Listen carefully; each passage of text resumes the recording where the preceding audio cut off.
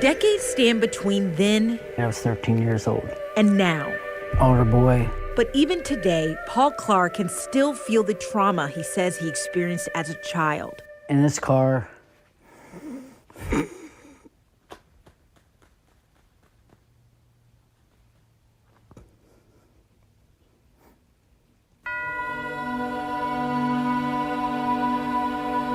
For him and many others, like I said, it was terrible. You'd just go numb. it's just as if it happened yesterday. Still.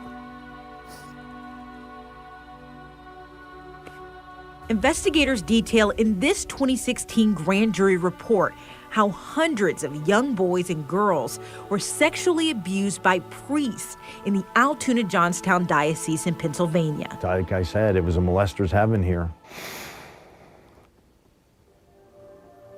Investigators say the crimes of predator priests were covered up for decades by church officials who kept meticulous secret record of it all. You're the guiltiest person that did it.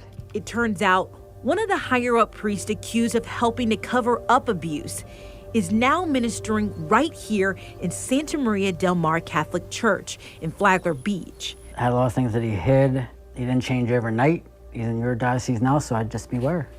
The Pennsylvania Attorney General's investigation revealed Monsignor Michael Cervinsky was involved in numerous sex abuse investigations in the Altoona Diocese. In 2002, investigators say Cervinsky and another church leader interviewed an accused priest and listened as he admitted to molesting an 8-year-old girl. Investigators say neither Cervinsky or the other church leader called police. And so he knew the problems of the diocese and helped him, whether it was his job or whatever, he helped cover it up.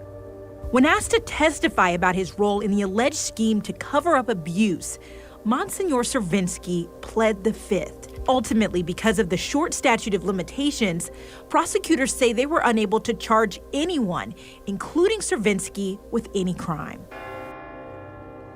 Santa Maria del Mar is a smaller piece of the puzzle.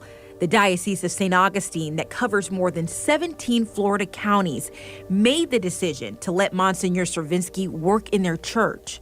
Deacon Williams vets priests coming in.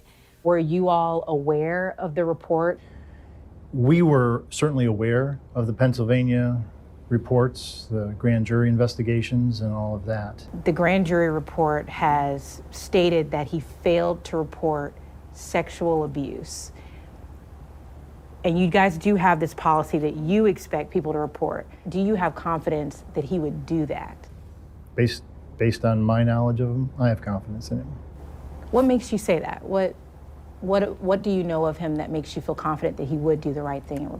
The way he is served and what I could gain in my discussions with him, the pastors that have served with him, the parishioners largely who have been there with him in the parish where he's involved. He's a very appreciated priest. For us to cast a shadow on him when the state of Pennsylvania, when his own diocese have said that there were nothing that they can do, essentially, we could have said no, but we had no reason to say no. That would have been based on anything except an opinion. But it wasn't just an opinion. The 2016 grand jury's report was the result of a 2-year investigation and going through records the diocese kept of interviews, allegations, and confessions from accused abusers. At the end of the report, the Attorney General wrote, the grand jury finds the acts of predator priests and their enabling bishops to be criminal. However, they said they cannot be prosecuted at this time. The statute of limitations for many of the, quote, loathsome and criminal actions detailed in this report had expired. It's very frustrating, the fact that, my molester didn't do 1 second of jail time, but I do a life sentence now. There's no accountability. They don't have to do anything for their actions. And he's not going to change.